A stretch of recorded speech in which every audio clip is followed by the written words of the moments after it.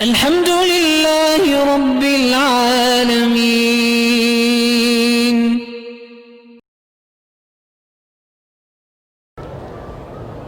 میں ایک گیراج میں کام کرتا ہوں، کپڑوں کو آئل وغیرہ لگ جاتا ہے، کپڑے کالے ہو جائیں کچھ ہو جائیں، پاک ہیں تو نماز ہو جاتی ہے۔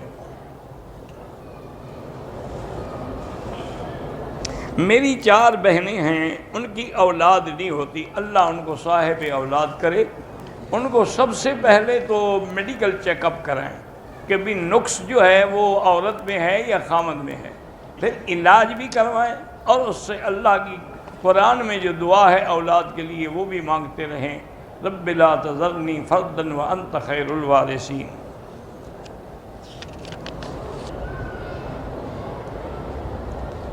ہمارے محلے میں سب بدعتیوں کی مساجد ہیں، دوسری مساجد میرے گھر سے 1.5 کلومیٹر دور ہیں، وہاں جا کے نماز پڑھنے میں مشکلات ہیں۔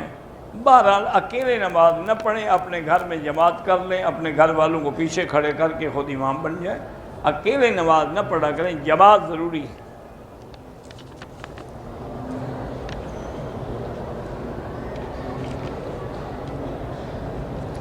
اگر میت کو دفنانا ہو تو ضروری ہے کہ قبرستان میں دفنائیں یا کسی اور جہاں جگہ ہو دفنا، ضروری تو نہیں کہ قبرستان میں دفنائیں۔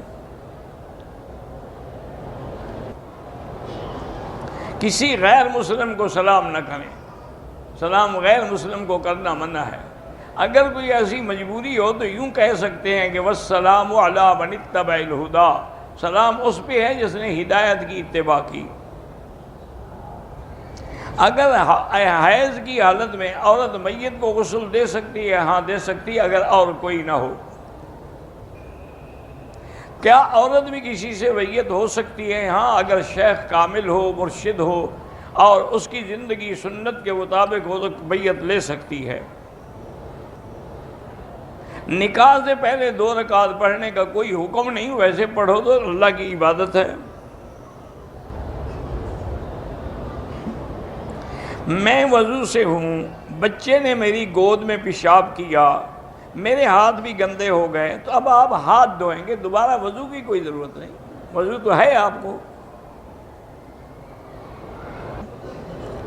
میرے شوہر کو بہت زیادہ غصہ ہے، بات نہیں مانتے، گالیاں دیتے ہیں، تو اللہ کا نام ہے یا مانعو یا مانعو یا مانعو، 70 دفعہ پڑھ کے کھانے پہ پانی پہ دم کر کے دیا کریں، انشاءاللہ ٹھیک ہو جائیں گے۔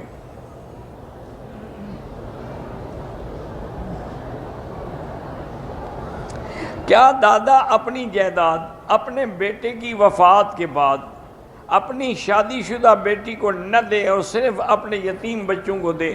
نہیں، سب کا جو ہے وہ اس کو دینا چاہتا ہے سب کو دے، ورنہ تو ان کو شرعاً تو کوئی میراث نہیں ملے گا کہ ان کے باپ کو نہیں ملا۔ کشمیر میں حالات جو کہ سخت ہیں، ہم مسجد کے لیے نہیں نکل سکتے تو گھر میں نماز پڑھ سکتے ہیں۔